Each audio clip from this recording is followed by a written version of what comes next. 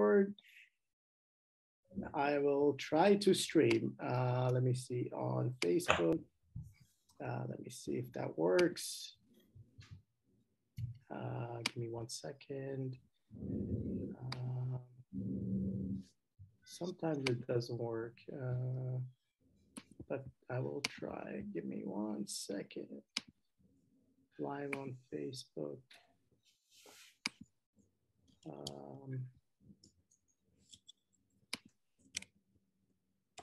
Give me 1 second.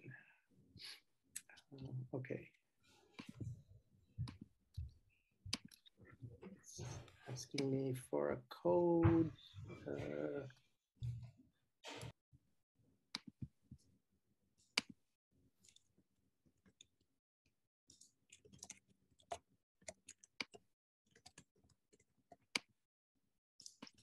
Sorry. Okay, I got a code from Facebook. Technology and security. Okay, here we go.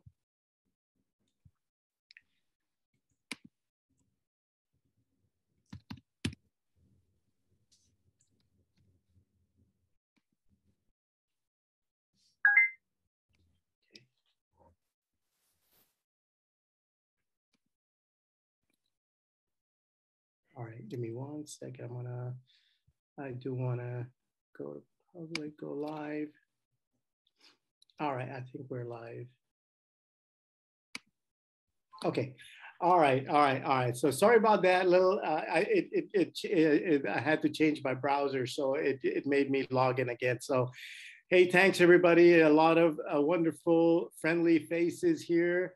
I've got some two great presenters today, and we'll have some time for networking as well. But glad, a lot of you are busy, but I'm happy to see you here.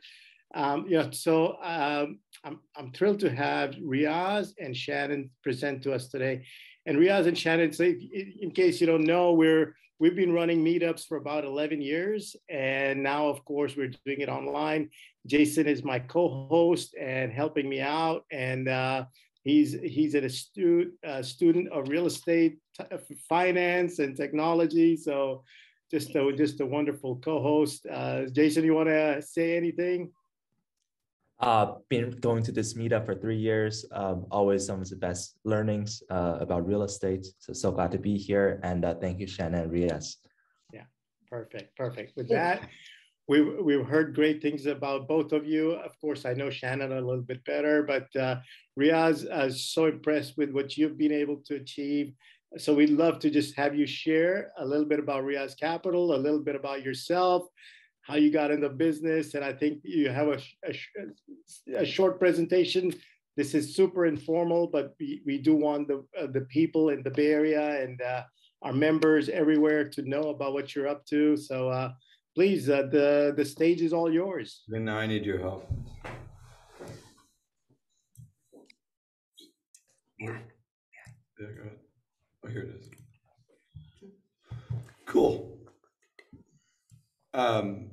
So first of all, Bobby, thanks for having me on. I'll make this quick. Oops. We've been very focused as a company. Riaz Capital is an integrated, I would say, I'd like to think of design, development, and asset management company focused on entry-level housing, right? We're really not a design company more. We're really just a development and operating company focused on entry-level housing. So what we've been focused on is like a problem. And whenever you're trying to create, a business, what is the problem you're solving and who are you solving it for, right? And so what we've been focused on is how to address the need to scale entry-level housing in the Bay Area. And we've kind of followed a case study approach to this. And we're kind of around case study 11 now, where we basically just tried a bunch of stuff, repositioning existing buildings in the first 2 case studies, converting historic older buildings, adaptive reuse into studios, building ground up buildings, micro living. And now we're focused on this kind of what we call our mid-rise design, which is basically combining what we learned from our micro unit days, student housing days, and mid-rise buildings we built into one kind of go-forward product. And if you think about this and compared to the software business, when you want to tweak a software, you rewrite some code. It seems pretty easy. When you want to tweak a building, it'll take 3 years before you can make the tweak, right? So we've been very methodical in terms of how we think about each project, but still always acknowledging that we have to learn for the future.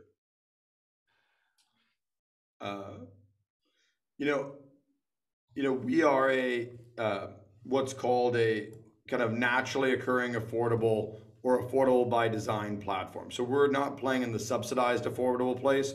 We're trying to create an underlying economics which makes our building type affordable to someone earning median income in the Bay Area.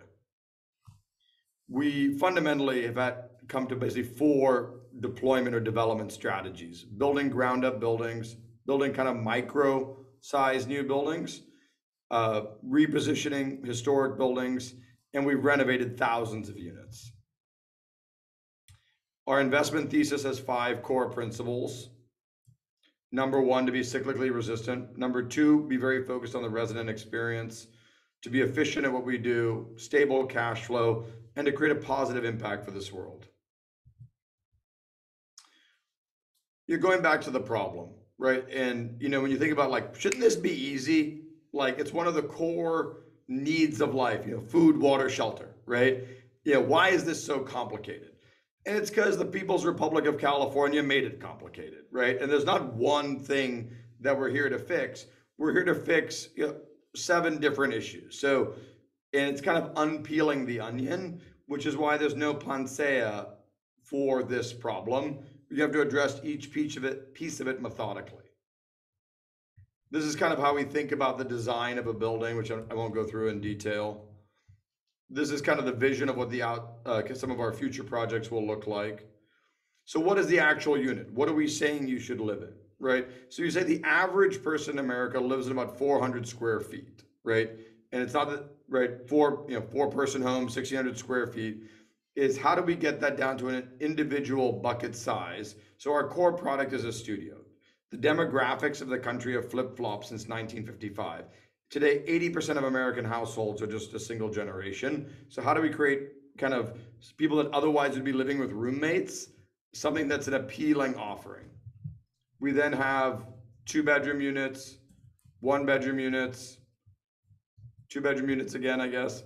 And then we try and add amenities to the building that aren't cost centers, but add to the overall effective value to the customer. So gym, bike room is very big in a place like California, club room, outdoor space. This is new because of COVID, are these work pods. Whether you think it's 2 and 3, 1 and 4, 1 and 5, 5 and 5, people are going to be working at home more than they were previously. And if anybody's been through the pandemic with their significant other, sometimes you just need 2 minutes of your own space, right? Media lounge, because apparently these kids like to play video games these days. If I ever have children, I'm not letting them play one video game. So we basically have created an assembly line approach to urban workforce housing, right? We acquire smaller sites. We use the California State Density Bonus to entitle them. We design a very efficient building, and then so it's simple to build, we say, but the whole process should take about 30 months.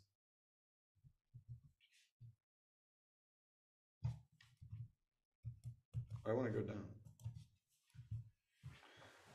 So how do we do this? We standardize everything to drive efficiency, right? So we don't want it to, right? And you can't make anything efficient and repetitive that you don't standardize. And the suburban home builders have been the best at this. We're trying to replicate those economics for an urban customer. This we talked about. The other big concept is there's a lot of space in buildings that no one's actually living in, but someone told us we needed in order to provide housing. Open space, parking, blah, blah, blah. This ends up being a 50% tax on the available space. How do we remove that from the building is a big part of creating affordability. I'm not sure this is a complete presentation, but that's the gist of what we do. Make it, rent it for an affordable rent, build it affordably. That's the gist of it. Amazing. Amazing. How do That's I- brilliant, by the way. And can you tell us about your last project that you finished up? Yeah, so I mean, so let me think. So one thing to remember about us is we're a portfolio developer. So I really stay away from the idea of having big mega projects. So at any given time, like today, we probably have 20 projects on the books, and no one of them is very large. So our average project, let's say, is about, give or take, $25 million, about $10 million equity check, $15 million of debt, right? And then we try and refinance them when we're done. So I try and avoid a single point of failure anywhere in the system.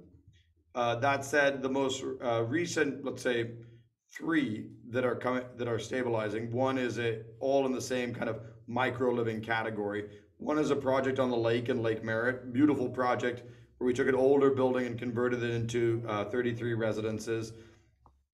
We are stabilizing. We just stabilized a 40 residence project in an area called West Oakland. And a couple of new ones that are kind of fun is we have a 130 unit project that we're converting from a hotel in Jack London Square. And then we have a kind of a unique one, which is actually not part of our core business, that we just stabilized, which is a building called Art House Studios, which is our small business center here in Oakland, California, where we have 110 small businesses working in a variety of spaces, a lot of direct to consumer businesses, where we've created this kind of beautiful, special place where people can be creative and different. Amazing, amazing. Yeah, so Riaz, has the city and different cities that you operate in, has the local government been supportive of this, or do you still run into a lot of headwind with the local cities? So, I think, we have had a very good, at the end of the day, like we are a member of a community, and our community is the Bay Area. We operate in 5 of the 9 Bay Area counties. So we're kind of a Bay Area region platform, right? So the city, in the Bay Area, just to give you an idea, we have 101 municipalities here in the Bay Area. So it's like the Balkans basically transplanted to the Bay Area. So, with, for example, the city of Oakland, we've had a very good relationship. They've really been forward thinking as it relates to addressing these issues. And the other thing to remember here in California, we have something called the California State Density Bonus, which has really provided a much clearer pathway to creating housing.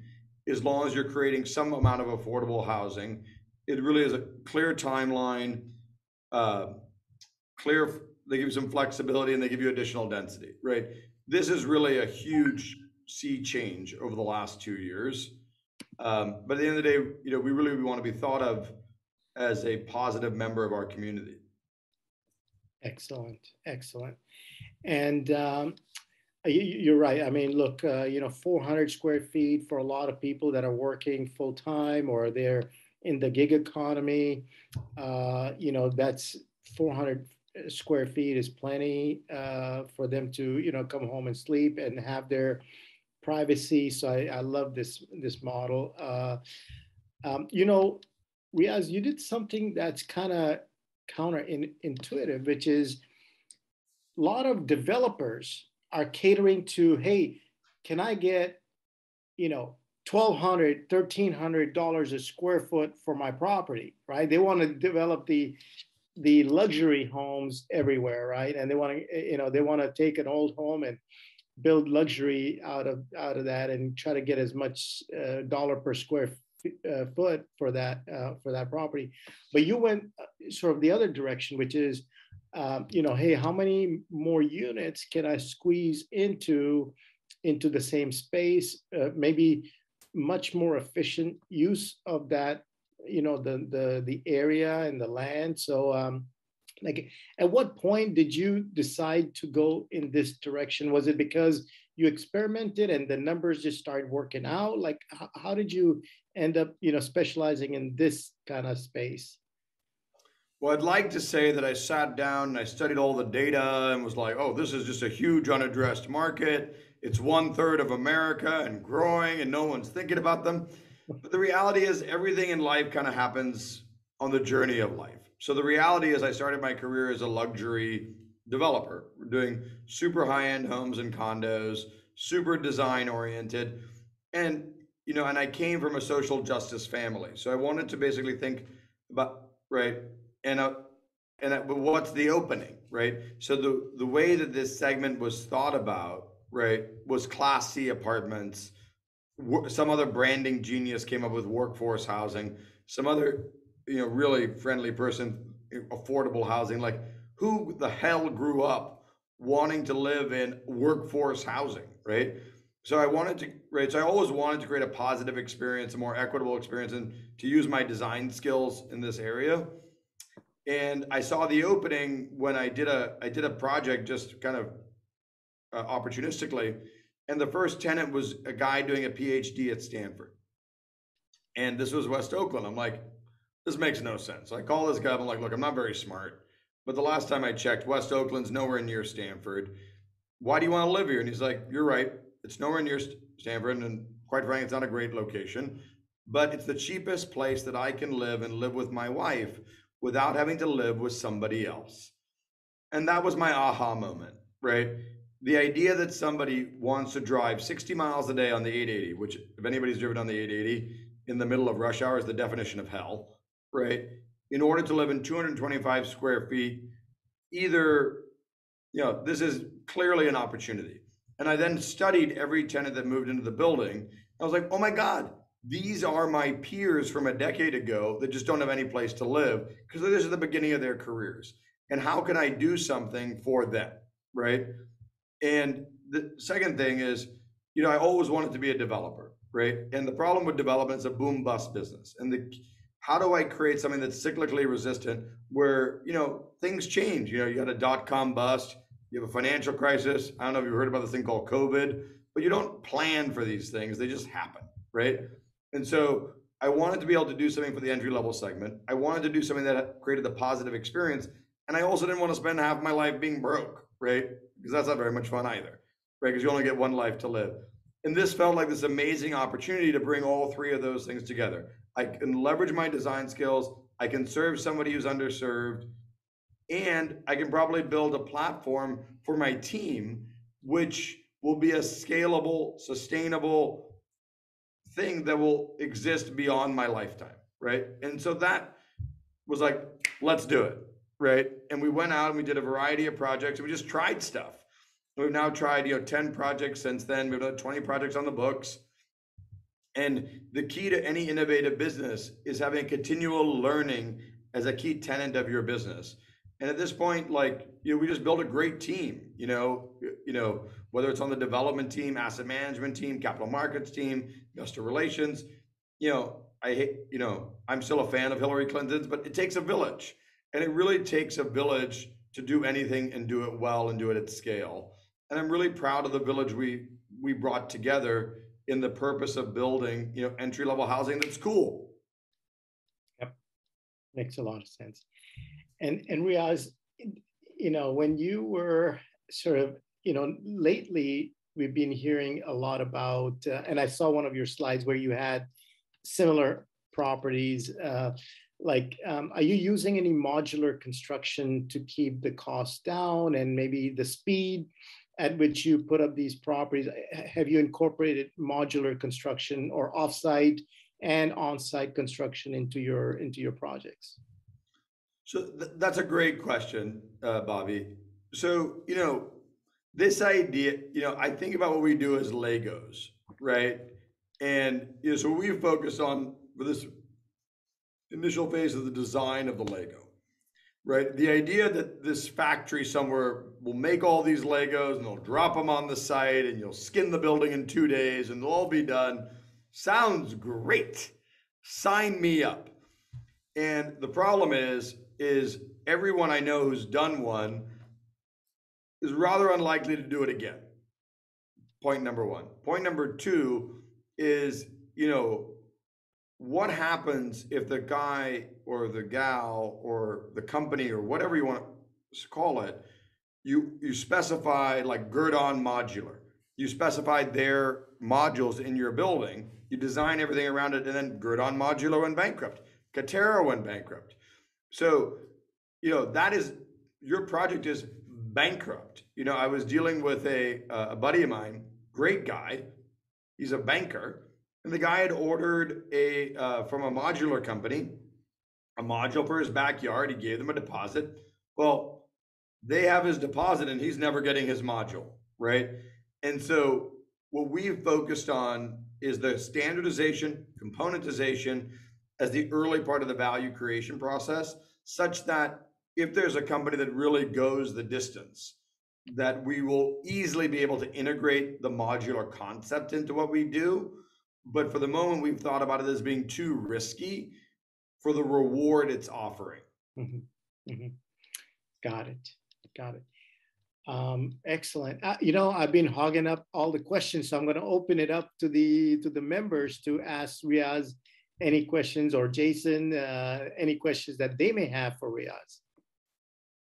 Riaz, quick question. I was just wondering, I know you're focusing a lot on opportunity zones nowadays.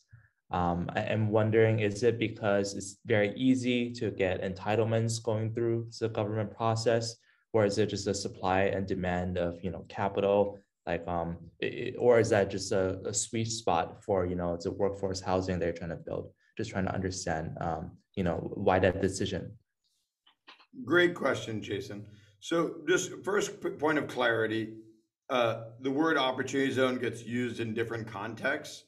I think, Jason, the opportunity zones you're referring to is the portion of the legislation that was introduced in the 2018 tax amendment, which created certain tax benefits to people to invest pre-tax dollars into different forms of companies and real estate, which enable them to both defer their tax liability and get tax relief if they held it for 10 years or greater. Is that correct, Jason? Yes, exactly. Okay, so it doesn't really affect the entitlement of the projects, it just affects the capitalization. So, you know, in different business, in real estate, you have two different, so now I'm gonna answer your question. You ready? Oh, no, please go ahead. I can hear you talk. Okay. So fundamentally in real estate, you have what are called profit takers. And I don't know if empire builder is the right word, or wealth creators, but the big success stories that I've seen in real estate were not the guys who built a lot of stuff and sold it. They were the groups, families, platforms that built a platform and just kept it, right? So we're very much of the belief that real estate is not a trader's built business, it's a builder's business, right? And so though the long duration of the opportunity zone legislation is aligned with our view on what the whole period should be. The idea that you buy it and you flip it and you fix it and all this stuff, you know, we're a home builder. That's not for us, right? And so that was a clear alignment. All of the partnerships that I had formed prior to that date were all 10-year minimums, right? So I never wanted to get stuck in the middle of a cycle and my partner say, well, Riaz, you told us you were going to sell it in 3 years. Why didn't you do that? Well, so it's much better to have said, hey, we're going to hold this for 10 years. And if there's an opportunity to sell early, you're going to under promise and over deliver instead of the other way around. So that's reason number one.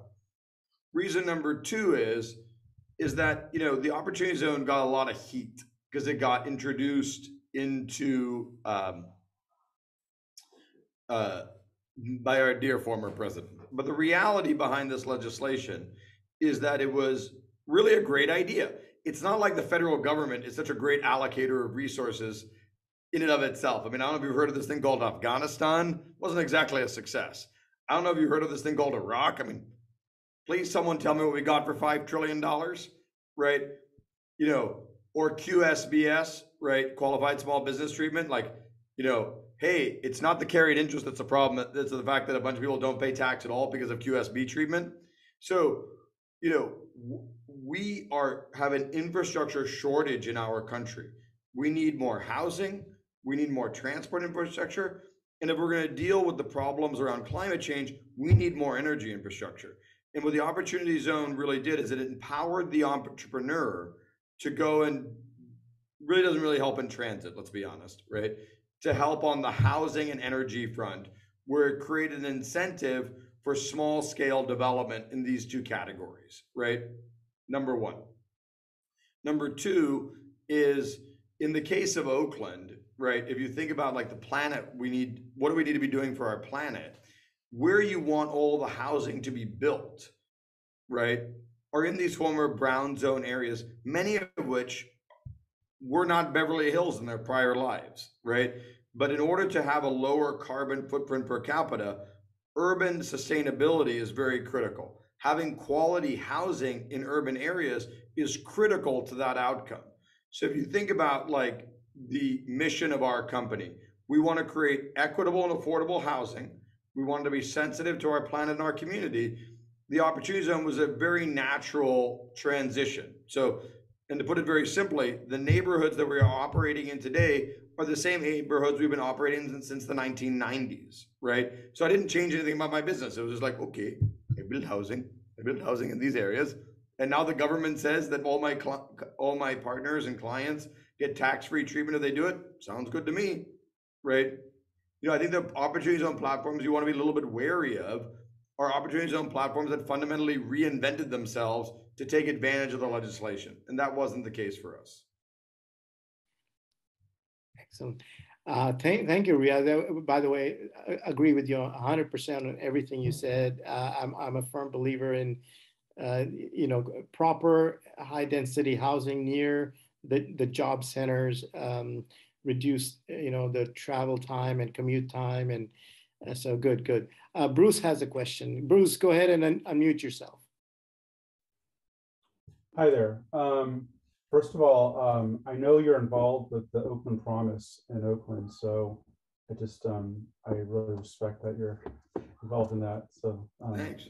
And so my two questions, if I can, with the logistics challenges that the global world is facing, I'm personally seeing a lot of different supplies, building supplies, different parts. More expensive, more constrained. I'm wondering just to what extent that's just has just that affected your business model dramatically in terms of just, I guess, building supplies, or are you at a certain scale where that's mitigated? And then I'm just also wondering to what extent you would say your type of workforce micro-housing model really depends on a certain unit size to scale out. So let me deal with the first question first. And so the first question is, am I immune? Bruce, don't go away. No, sorry, I'm here. Okay. Talking to the black wall is what I've done for all of COVID. I get very lonely over here. But anyways, so am I immune from the global supply chain joy that we're all dealing with, and regardless of whether you run a corner store, an auto factory, or you're a home builder? No, not immune, right?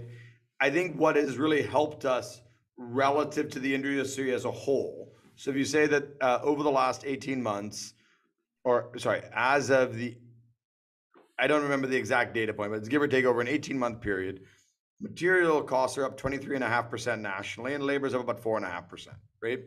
That has not started to subside as of yet, right? And so we've done significantly better than the benchmark because of one reason, which is we really focus on how to build a simple building. And since I spent 20 years running something that looks fundamentally like a construction company, or 25 years, I don't want to date myself, but anyways, running something that fundamentally looks like a construction, I learned that you basically build things more affordably two ways. Number one is the simplicity of the design, right? In other words, what are the vendors that you're going to need for this project? Do I need a steel vendor? Okay, if you can just eliminate steel from your project wholeheartedly, and you're just a wood frame building, that's going to be cheaper, right? Buildings are expensive when you have like a wood part, a concrete part, a steel part, right? Number one. And number two, concrete frame buildings, steel frame buildings, these are just fundamentally more expensive than wood, and they have a higher carbon footprint, right? So what has helped us is the fact that at the onset, we were very focused on this simplicity factor. And so the wood material costs have not spiked have come down more than the steel and concrete prices, right? The second thing that we really focused on is the labor is the big share of your construction costs, right? So we have, in addition to infrastructure shortages, we have huge, skill shortages in this country right now, right? And we can go into a very long conversation as to why, right?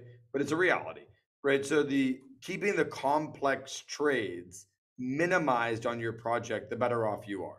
So, and I don't have, the 20 budgets in front of you to give you all the analysis perfectly, but the three complicated trades, which are typically your HVAC system, your electrical system, and your plumbing system, has the vast majority of the overall cost increases because of the labor shortages. Those are the three trades where the material cost spikes and the labor shortages are most acute, right? So that has been a legitimate problem. So one thing that we like and what we've done to mitigate is A, simplicity of design, B, we're a volume buyer, right? Like you build one building for us and you do a good job on your line item, you're probably going to get the next one, right? Number three, we've had relationships with some of these guys, like my main framer, I was texting with him just now. I mean, he and I have been working together since I was in my early 20s. And needless to say, I'm not in my early 20s anymore, right? And so the relationship matters. So they're not going to do me a huge favor, but they're going to look at the relationship holistically. We've worked together for a long time. We've got a lot of work going forward, and we're a volume customer. So all of those things have helped us, but we've not been, by no means have we been immune from it. And it's consumed a lot of talk across the boardroom table, right? Your second question was about the size of the unit and how important is size to the cost of production. Correct, Bruce? Yeah.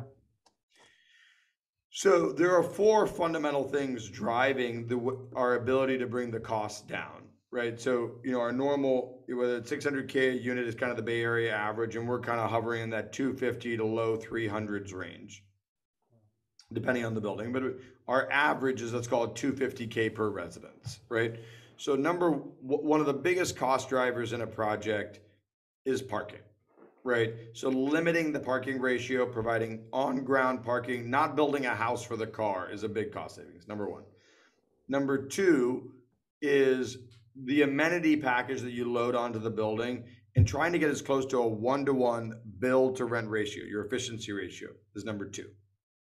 Number three is the complexity of the building we just talked about, right? Which is the majority of our buildings are a slab on grade or perimeter foundation followed by 5 stories of sticks, which is the most efficient kind of urban building you can build, right? And if you think about like, what's the model of the city that we all want to live in? And I don't know who on the call has been to Paris or Barcelona, but you go significantly over 5, 6, 7. I mean, I think Paris is 6 stories pretty much across the whole city. You go much above that, and the nature of the human scale really changes. So if you think about the end goal, maybe we're off a story from where things could be. When you have skyscrapers, it's really not a very human scale anymore, right? So that 5-story cap, in some of our buildings, we are going to 6 or 7, but we're never doing a type 1 building, right? So those 3 things, and just to repeat them for clarity's sake, parking, the amenity package, and the efficiency of the building are a given regardless of the size of the unit, right? So, and Bruce, I just met you, so I don't want to be judgmental, but I'm going to guess you're beyond the stage in your life where you don't want a car. Am I fair? For the most part, that's true. I bike a lot, but But you still got a car. I do have a car. The problem is when you build bigger units, you're more likely to attract the profile of a customer of someone who's at a stage in their life where living without a car is not really viable, right? Specifically, you have children or something like that, right? So then from a marketing standpoint, if you have a bunch of big units, you kind of have to build the parking, right? So that's kind of what starts to induce the units smaller to attract someone who's looking for that life or just can't afford a car, right? If you think about then the units within their category, studio, 1-bedroom, 2-bedroom, the units will be fundamentally about 1/3 smaller than the industry average. So your industry average today for a studio is, somewhere around maybe 450 square feet, and we'll average out somewhere in the mid threes, right? So maybe that's 25%. You know, on the ones, I think the industry average is now about 5 something. It will be somewhere in the low 4s. And on the twos, we'll be around somewhere in the low 6s, and the industry average is, I think, probably 850 or 900, right? So the size is a component, but it's not the entire story. And it's really the combination of what is realistically marketable, right, at a rent from which you could rationalize building a building without having to build one-to-one parking, right? And we have other ways of doing that. So some of our projects, Bruce, super simple. You find a parking garage that's empty. You go buy the lot next door, right? And then you go rent parking in that guy's garage, so that basically your customer still has access to parking, right? Yeah, you build next to a BART station. You know, I'm personally very excited about micromobility. I think my business partner, Seth, if he has to hear me talk about micromobility for one more minute, he'll shoot me or fire me, right? So there's different ways of kind of addressing it, you know, and we just, you know, try and think about it a little more open-mindedly. Yeah. Excellent, excellent. Thank you. I know Cordell, fire away, my friend. All right. Well, good job, Riaz. Thanks, Bobby. I have a desire to be a small scale developer.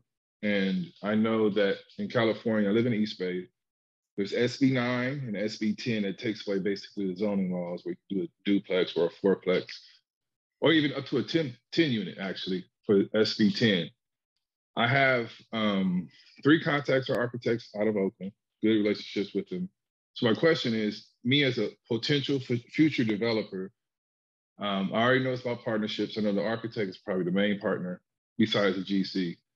But what is the one thing I should avoid? What is the one thing that I should always do as a developer, small developer, that is?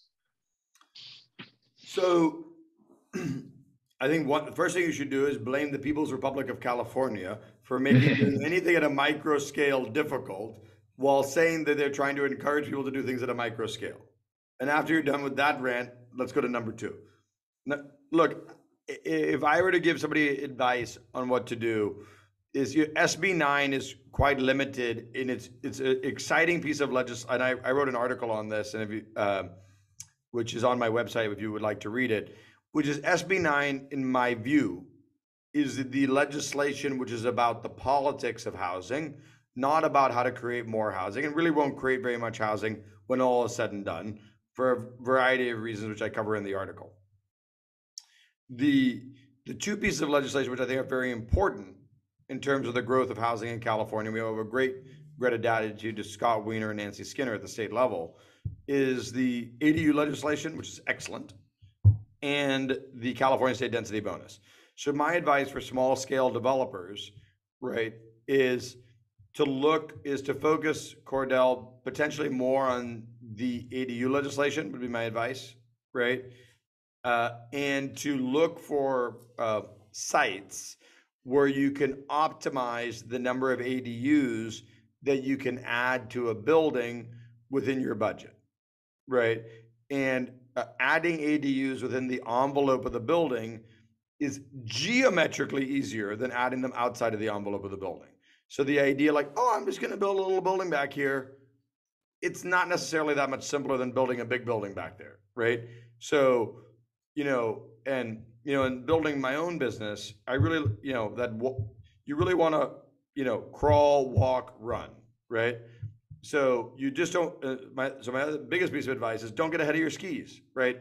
And what my dad taught me, and maybe because he thought I wasn't very good with girls or something like that, or wasn't very good at sports, Riaz, just get on base and you'll eventually make it home, right? And so, if as long as each project makes money, it doesn't matter. You'll improve on each one. So I would say don't over leverage yourself. Don't do something that's bigger than you've done before. Don't do too big. Don't jump steps, right?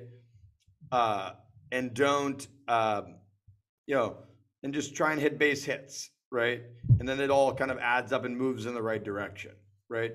And so in our case, that's something that we've really followed, right?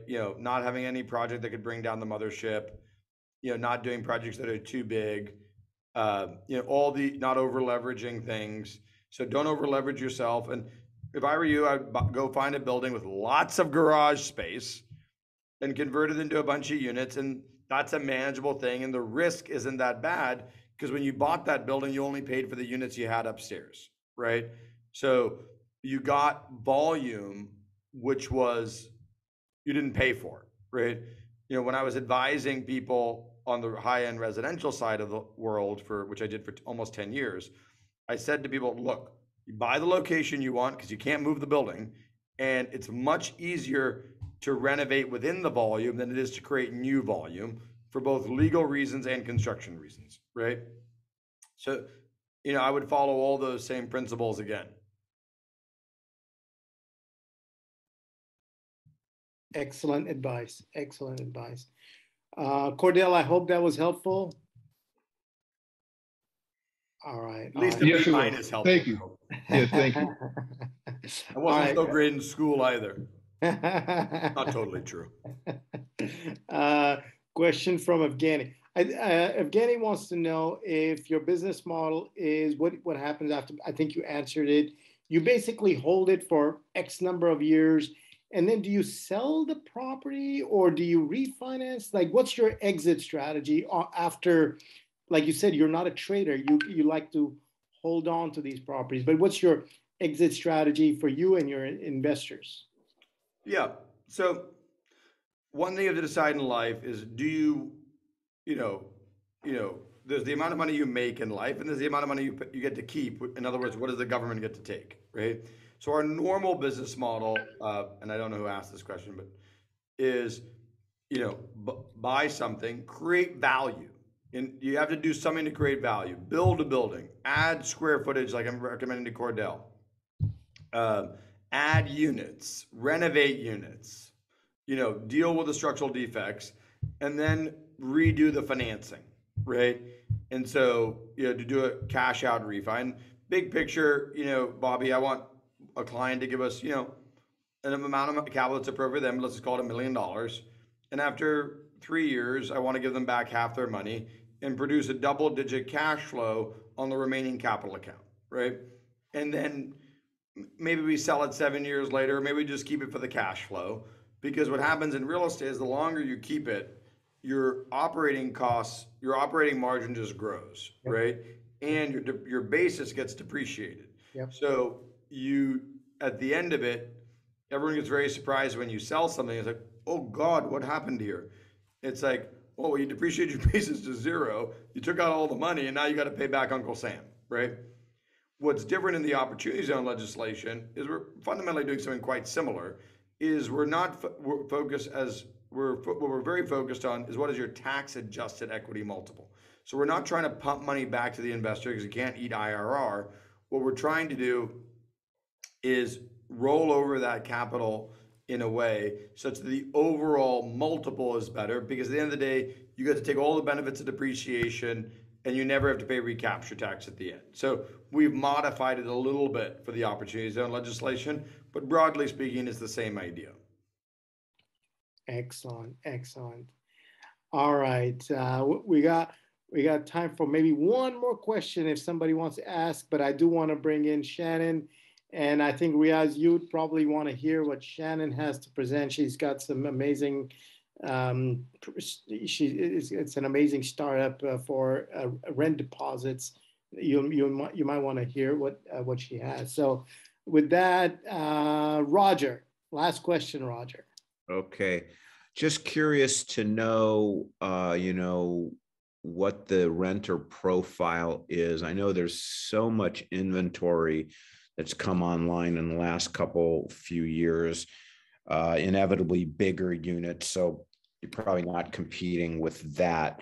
But are people moving from, where are they moving from? Where are the tenants coming from that are renting your units?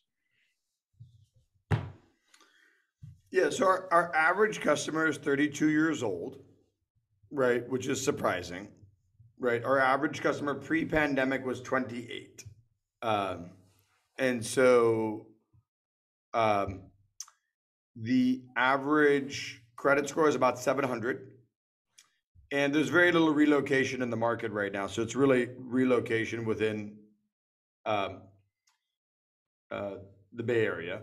I may forget this exactly right, but give or take, a third of people are moving to get rid of roommates, a third of people are moving to get closer to work, and a third of people are moving to save money. I mean, one could be 40 and one could be 25 or 28, but the order of magnitude is a third, a third, a third. Got it. The rents are fundamentally lower than they were 2 years. We are the only California, bless this place, it's beautiful. It's the only place in the country where the rents are lower than they were in 2020. The most markets in the country are 10% up from their pre-COVID rents, and we're still significantly below where we were in March of 2020, right? In our segment of the market, right? So if you compare us to luxury multifamily, Roger, which is I think kind of the reference you were making in terms of deliveries, a building in San Francisco, peak to trough, would have been off by about 40%, right? We missed our budgets on a blended basis by about 7%, net on a revenue basis. So, is it the best performance of our lives? No, right? Do I want to get better? Yes. Would I like the economy to reopen? Yes. But what I have been pitching for 20 years is that when you have these crises, whether it's 2001, 2008, 2020, and they're all going to be different from each other, and the next crisis will be something different too, is the entry-level part of the market will hold firm stronger because A, it's more undersupplied, and B, and this is more true for this time, most of our tenants' job are location specific, right? We're really catering to the essential worker, right? Mm-hmm. So I don't know if you've heard, but it's pretty hard to, put an IV in remotely or put out a fire remotely. Or I'm not going to go into the teacher one because that's a complicated issue, right? But we're really location specific jobs. So and this is the same thing that happened in 01 and 08, right? In 01, in the aftermath of the dot-com bust, which was the economic disaster for the Bay Area, right? Our rent slipped on a blended basis of about 4%. The top end slipped by 35, 40%. This has been worse than that, right? In 08, quite frankly, we were able to raise rents in 08 and 09. I can go into why, but this is always going to be true, right? And fundamentally, I am the primary investor in everything I do, right? And my primary job is to look out for my family and to make sure that, I can metaphorically put bread on the table. And I was kind of given that responsibility at a very young age because of a few life changes that happened around me, right? So I was always quite risk averse, right? About, what happens in a crisis? What happens with this house? What happens? I mean, it was very paranoid, right? And Bobby, going back to your saying, why do they get out of the luxury segment? It's like, look, it's great when it works. You make a lot of money. Okay. The problem is, what happens if you deliver a house in September of 2008 and Lehman collapsed the day before? What happens if it happened to me in 97, Asian financial crisis hits, market goes completely soft, right? And even though I'm only 40 years old, right, I've been working since I was a teenager in this business, right? So I saw the Asian financial crisis, I saw the dot-com bust, I saw the financial crisis, and basically I saw the same thing happen over and over again. And at some point you're like, doing, something will happen again, and I should be focused on this segment because it's more cyclically resistant. Do you have the same, and I want to be respectful of time, are you constricted by rent control, or is there any way you get around that because of the segment, or no? Great question. So, historically, we've worked in rent control buildings, right? Rent control is different in each municipality. San Francisco has their rules. They're just amazing. Berkeley has their rules. They're just amazing. Oakland has their rules. They're just wonderful. But in all cities' cases, and I know San Francisco and Berkeley like the back of my hand, anything in San Francisco built after 1977 is exempt from rent control. Anything built in Oakland after 1983 is exempt from rent control. And then basically in the new state ordinance that was introduced in 2019, all new construction buildings have a 15-year exemption across the great state of California. Right. And then basically after that 15-year period, if the local municipality does not have, ¿cómo se llama? Does not have its own rent control system, the state policy defaults in, which is 5% real, which means 5% plus whatever the inflation is, capped at 10%, right? And if you just think about, that's totally reasonable. The idea that somebody's rent could go up more than that, you know, I can live with that. The problem when you put in these systems is the ratcheting that comes afterwards, right? So what the state policy is today is what San Francisco's was in 1977, right? And what did it end up doing? I mean, the rent control policy in San Francisco basically made San Francisco the most expensive city in the country, right? So it's not clear to me that that was very successful. All right, beautiful, beautiful. Appreciate it. Oh man, this is amazing, amazing. Good stuff, Riaz. Chanin, if you're around. Yeah. All right. Hey, so folks, like, you know, we always have two speakers. Sometimes we get three, but today I do want to introduce Chanin. She's a friend of mine and she's got a great startup. And hey, Bobby, I'm going to have to sign off. Chanin, this looks very interesting. Do you mind just sending me the deck when you get a second? Maybe Bobby can connect us and we can have a separate call. That sounds great. I'd love to. All the best. Thanks, everybody. Thanks for your time, Bobby. All right. Take care. Thank you. Thank you so much. All righty. All right. Well, I'm going to talk more about what if you're holding the asset, whether you own it or you're managing it, how you can maybe think about deposits and deposit automation, not only to improve your own operating income, but to improve resident financial health. So first off, does anybody have any idea how many refundable deposits dollar-wise are managed in the US? Anybody? Raise your hand. I'm going to say it's a very big number. It is a big number. Anybody want to guess? No? All right. You're no fun. 60 billion. It's a huge number, right? I mean, if you think about it, that's the security deposit, the pet deposit. Sometimes there's a storage deposit, some places cleaning, other times it's fees. It's a lot of money. It's a lot of money that properties have to manage.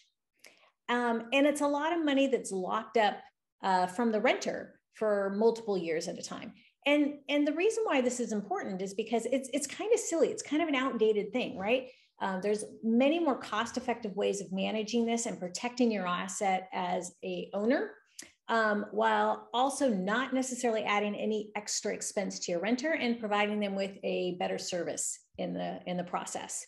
So when we look at deposits and why this is important, let's talk about the renter, why it's important first, and then we'll switch back to the property.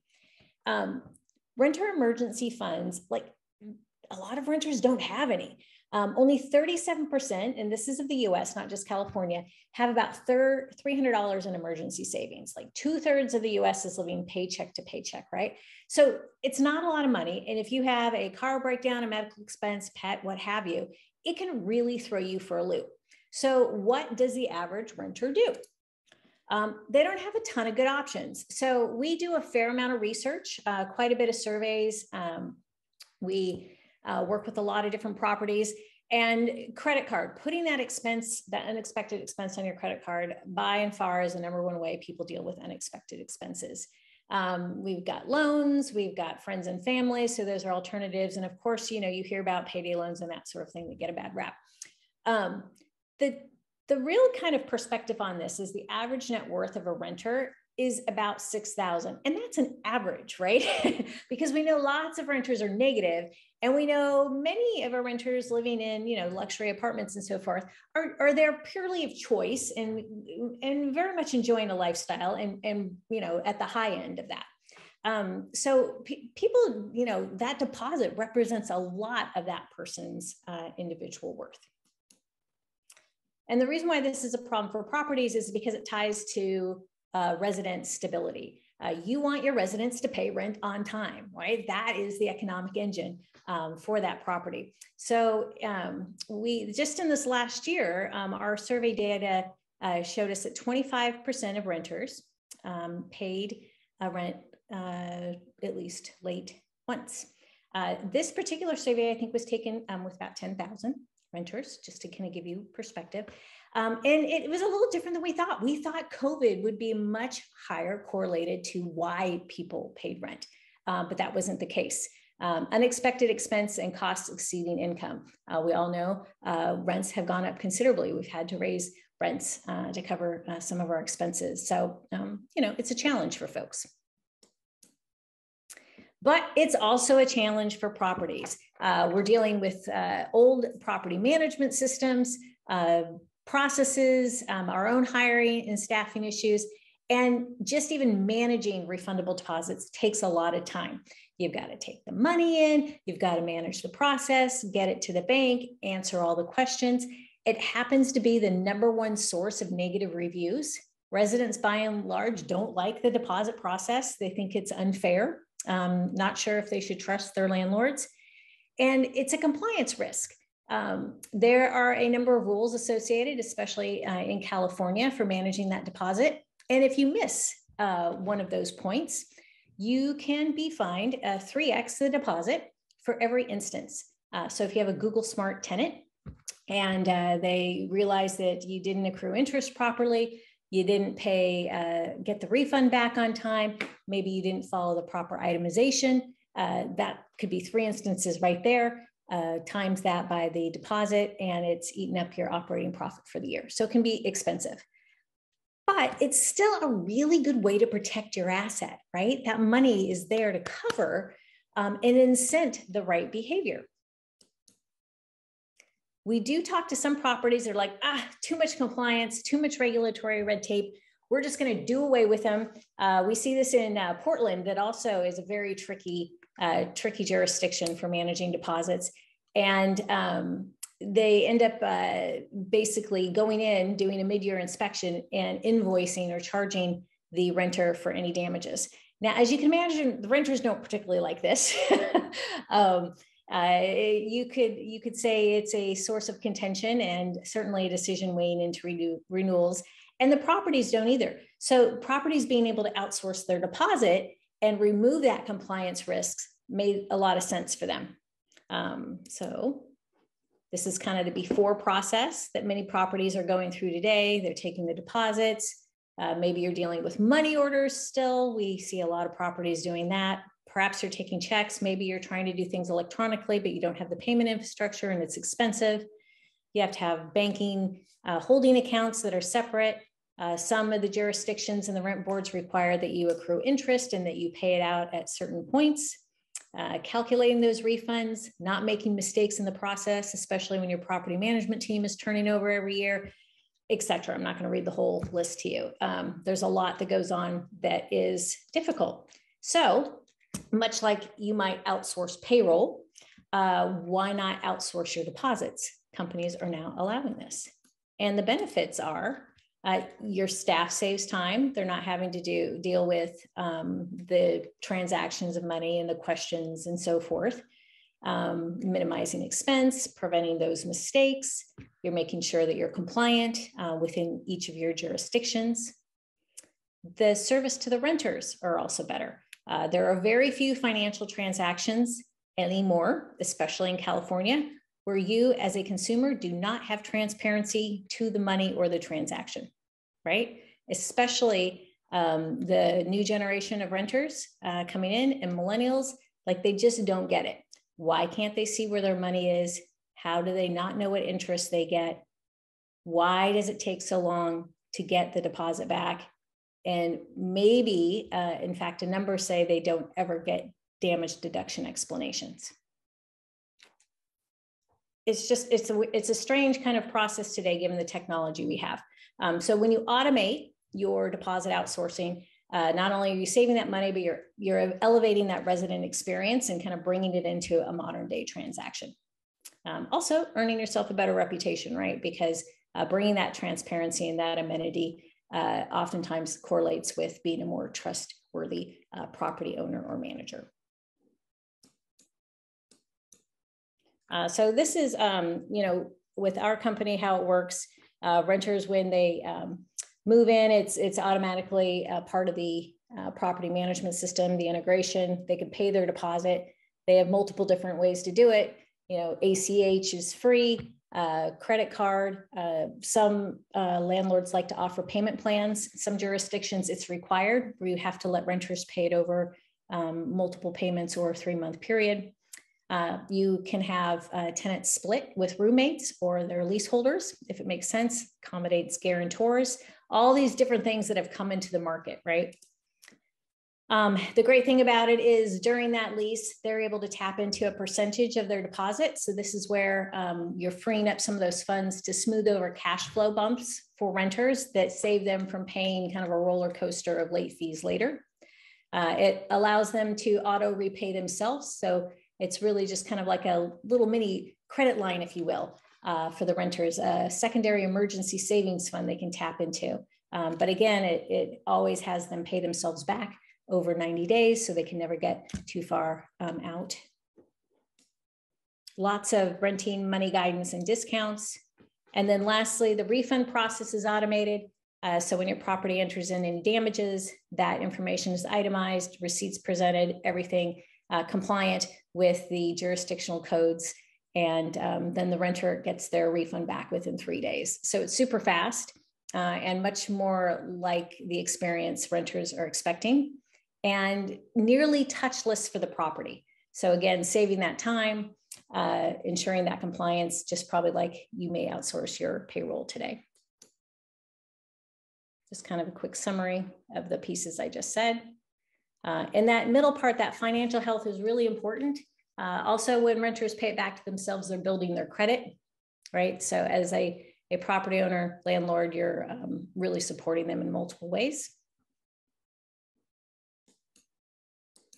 And for our properties, we see on average, they're saving about 40% of the overhead to manage that deposit.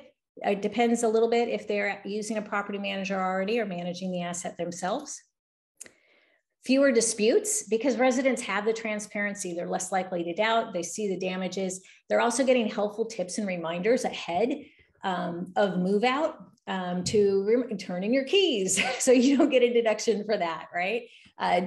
If you are going to paint, make sure and use this paint color. So there's various things that as properties want to help the residents actually return that asset in better condition, they're able to.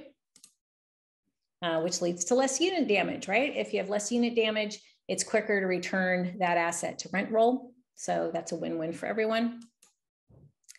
And then for many properties, they're using this as a key differentiator, right? Not only are they helping to lower that cost barrier to actually move and come into the property, but there is that emergency savings credibility opportunity for them while they rent as well.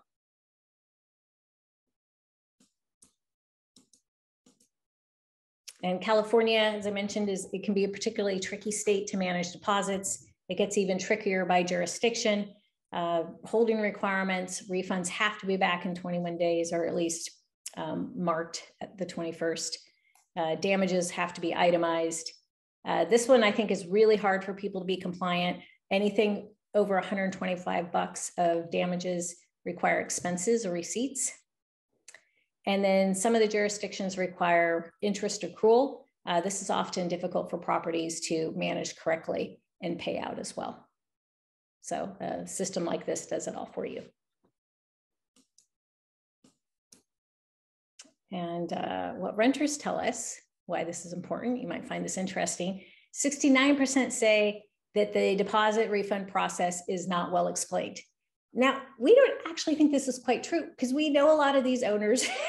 We're like, they're actually not doing a bad job. But it's lost in the move out or the move in process, right? And it's just not clear. And there's not a lot of interaction or communication later. So the perception is it's a bad experience.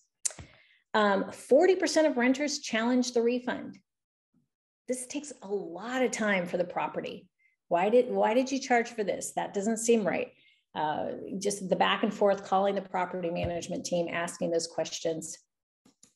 And before roost, there's also just a disconnect in terms of expectations. 41% of renters think that they're going to get 100% of the deposit back. In actuality, it's really like 20-25%.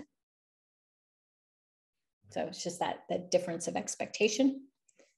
And then finally, when you look at the small claims court cases, 40%, we get a lot of 40% here, are related to the security deposit, which is such a hassle, right? Having to deal with that extra legal expense, time, and staff from your team. Shannon, you're saying 40% of all small claim court cases are really, wow, that's a big number. Yeah, isn't it? Yeah, actually, and this stat was a few different data sources, including attorneys representing San Francisco Bay tenant attorneys, that 40% is what they estimate of the small claims courts from renters are related to the deposit. Because when they it doesn't make sense to have a lawyer, right, for a small claims court. It doesn't usually pencil out, or rather for a security deposit claim. So this is one of the number one issues going to small claims court. Wow. Yeah. Some folks will say, hey, there's a couple other like quasi insurance products on the market for deposits. Yes, that's true. And they do have a place in the market. And this is just kind of a contrast, so you can see how Roost is really approaching it as kind of that dual benefit of, it's a free platform for the property to use for its residents, but it's also doubling as that emergency savings. Whereas these security deposit alternative products out there, renters have to pay like $7 to $20 a month to essentially not pay a security deposit, but they don't get any of the financial benefits. And then when they move out, they still get a claims bill. So many renters actually end up paying more with security deposit alternative products than they would with just a traditional security deposit. And a lot of renters get confused because they think they're buying insurance when they're not. They're really just buying a deferral, right? So they can be tricky to manage. And then it usually is an elect product only, so only supports a small portion of the building, not giving you that full outsourced overhead savings. I can kind of see the benefits. So for the property managers, it's removing that work, helping them to differentiate the property. The owners, it's overall the NOI, usually, right? Returning that asset back to rent roll, reviews, keeping compliant, all of those important pieces. And then the resident benefits I talked about are pretty self-evident. So just to dive in a little bit on that one, because most of my audience, not all, but a bulk of it is landlords and owners. So so the way it's done right now is you collect the deposit, it sits in the bank account, collects no interest, 0.025 per year. And then when the tenant moves out, and part of it goes back to the tenant, or part of it goes to repair the property. But as Evgeny pointed out many times, what happens when the tenant is behind on paying rent and he's in default? Like, does Roost get involved in that scenario, or what happens to the security deposit in that scenario with your model? Yeah, the property owner landlord always has first and 100% rights to the deposit. So if there's $1,000 of damage and the deposit was $1,200, it all goes to the damage, right? If there's $2,000 of damage and there's only $1,000 security deposit, then it's just like today. There's extra damage that the landlord has to deal with. But there's never any loss of that amount just because they're using the Roost product. Okay. Yeah, great question. What other questions? All right. I think you have a few more slides, but we're gonna open it up for more Q&A later on. But yeah, let's keep. Oh. Yeah. No. I mean, I have a couple like extra if questions are asked, but I'd love to hear what about this interests the folks here on the call and what questions can I answer? Yeah. So folks, you know, ask away, unmute yourself, or chat away, chat into the. Okay, yeah, great question. Again, from my friend, what is the cost of roof services, and how are you better than, you know? I know you explained the SDA, like how. Let's say a lot of landlords have an SDA product installed or integrated into their process, into their leasing process. How easy is it to replace an existing SDA? And then what is the cost of the roof services? Sure. I'll go with cost first. The platform is free, so you're given a complimentary amenity to your residents. The refund transaction, there is a cost though, it's $3.99 a refund. So factoring that in, but still considerably less than managing it internally and the money movements and so forth. For those that have an SDA, there's two choices. We do have some properties that want an SDA and a roost. Because especially if you're in that kind of a affordable housing segment, some of your renters may not have money for a deposit, period, right? And there's no other choice to get them into a unit. And so that's where an SDA may make sense. But for the majority of the renters that have deposits, or perhaps you're of the mind that you don't really want to rent to a renter who doesn't have enough for a deposit, then you would have a roost system in. They could live side by side. You could give your residents the choice, or just let the existing SDAs roll off and all the new residents come into roost, plus your existing residents move over to roost. Did I answer that question? Yep. Great. Got it. From James, how many landlords or property managers use roost already? We are into the dozens. Perfect. And let me see any other quick. Jason, anything from you? Shannon, I just also wanted to know, do you integrate with any of the existing rent collection softwares like Yardi, Tenant Cloud that I know lots of us use already? Today it's Yardi, Entrata, and RealPage. Appfolio, Tenant Cloud are on the integration list. So if you're on one of those systems, still talk to us. We'd love to work out that integration with you. How would the integration work? Like, would you be holding the deposit? Would it be showing up on the accounts? Like, how does it work? Yeah, sure. That's a great question. I didn't go into that level of detail, but I'm happy to. So we pop into connect really with that property management system. So in three points. So in the first, when your residents sign a lease, at that lease checkout, when it's approved, they automatically get the request to pay their deposit, and they have the various options that they can pay it. Your property management team gets an alert that the deposit has been paid. It's okay to hand over keys. You also get an entry into the resident ledger. So it's keeping your system whole, if you will. At move out, you as a property enter your damages as usual from your site inspection, and the system calculates the refund. That information is pulled directly into Roost. So the details of the charges and the itemization are displayed in the app to the renter, along with any other notifications and guidelines that should be part of that experience. And then the renter receives their refund within 3 days. And then you get the deposit damage reimbursement also within 3 days back to whatever operating account you designate. Thank you. Got it. Another great question from Evgeny. In Chicago, property management strongly advised against security deposit because almost guaranteed lawsuit when deposit is not returned in full. How would Roost help there? Oh, yeah.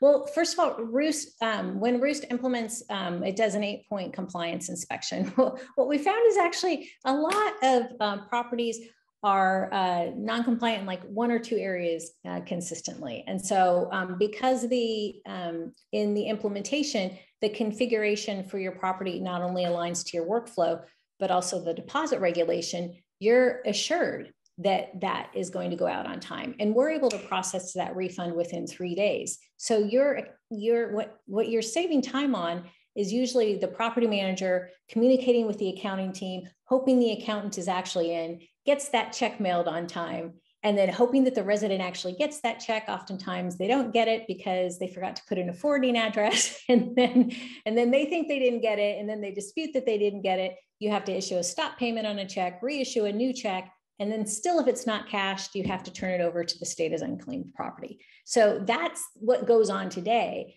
But with Roost, it's all automated. It goes out in 6 days. It's automatically to the checking account of the renter. So we save all of that hassle and ensure that compliance so you don't have that issue. Got it. Just using modern technology. Yeah, very nice. Any other questions from the audience? I knew this was going to happen, but a lot of tenants especially in the Midwest and the South, have no bank accounts or they're unbanked. So how do you handle that? Yeah, Venmo and Pay Near Me. So we're working through some of that right now, but Venmo seems to be the tool of choice for passing money back and forth, not just for paying rent, but also for receiving, as well as Pay Near Me allows folks that really want to stay off kind of the electronic system to use, their local 7-Eleven, and there's a barcode, they pay it, they get a barcode, and the barcode works with the system. Gotcha. Oh yeah, when you do the 8-point inspection, is that, are you hiring somebody in those cities to go out and do the inspection? How is that done? And is that a cost to you that, because it's a free service. So how do you recover that cost? Oh, sure. Yeah. And inspection sounds like super serious. It's, there's a checkpoint, right? And so in every market that we're into, every jurisdiction, there is a legal review, and that is part of our just go to market cost, right? So we make sure that if there's any tweaks that need to be made to the workflow specific for that jurisdiction, it's automated in Roost. And then when we onboard a new property, it's usually things like, holding the amount correctly. Is there an interest accrual rate? Like I said, that often can vary even by rent board. Mm-hmm. Is the notifications can be particularly tricky by jurisdiction. A lot of them are slightly different in terms of when and what you need to notify and how you need to notify. The details for deductions, what you can deduct, the itemization. And then of course we talked about how fast that return deadline is also important. So it's just kind of going through that list, making sure the configuration and the compliance is correct. No cost to you. Got it. And then the damage evaluations, like some of the disputes are, is this normal wear and tear versus, that they abuse the property and tear it up and put holes in the wall and, really damage the property? Like is your inspection handling those disputes, or how is that handled? Yeah. So your property management or maintenance team does the damage and site review, and you catalog those expenses and damages as is your normal process, and you report them in the system. Roost just takes whatever you report, right? You're the best judge of the damage. Most states do not allow for wear and tear deductions. It's just not allowed in jurisdictions. So it has to be a code, and usually the property management systems have codes related to this that is allowed in that jurisdiction, which frankly covers everything you just said. And it's usually carpet is the number one, right? Paint, and then sometimes there's the holes in the wall and worse. Pets, as we all know, do a lot of damage. I have property customers that sometimes wish deposits could be charged for kids because they do damage, but however you work that out and report that is deducted from the deposit, itemized per the codes in your system, and made transparent to the renter. Got it. Got it.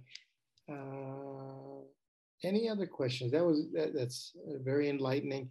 Now, your sweet spot is you are initially focused on multifamily, and then eventually more on the single family. But like, tell us what's your go-to-market strategy? Yeah. So we work with, like you said, mostly multifamily. We are in conversations with some holders of larger portfolios of single family. One of the gating factors currently is, do we integrate with that property management system? We also are more prominent on the West Coast and Florida right now of all states. It's selling directly through properties, so it's a B2B2C model. And California is one of our primary markets. Very nice. Yeah. Very nice. All right. Any questions from the audience? Chanin, also I know that Riaz does it for all the landlords, but how does the actual interest accrual work? I'm just wondering, like, does the interest rate adjust, every year? Like, is there compounding? Do you have to 1099 your tenant if it gets above a certain range? Like, how does that work? Yeah.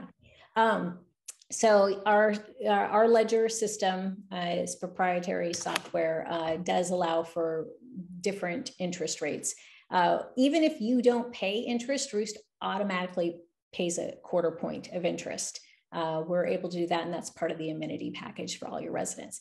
If you are paying interest and it's a different rate, then that's part of your setup configuration. Or like I said, if it's a jurisdiction or a rent board amount. And then that is actually automated and added to the refund at time for the renter. And it is, our interest rates, as we all know, are very low right now, never enough to trigger 1099s.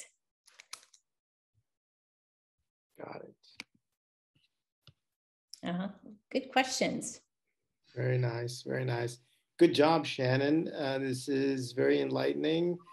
And it's amazing how technology is finally catching up with real estate, or real estate is catching up to technology, I should say. And so many new,